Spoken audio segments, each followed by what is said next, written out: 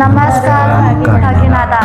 ఏంటి నేను థాయిలాండ్ వెళ్ళాను అనుకుంటున్నారా? లేదండి, థాయిలాండ్ మన కాకినాడకి వచ్చేసింది. బయట షూటింగ్స్ లో, ఇంటి దగ్గర కిచెన్ లో నిలబడి లెగ్ పెయిన్స్ తో నేను, డ్యూటీలో స్ట్రెస్ తో మా వారు రిలాక్సేషన్ కోసం మన కాకినాడలో రీసెంట్ గా స్టార్ట్ చేసిన ఫుడ్ రిలీఫ్ ని విజిట్ చేశాము.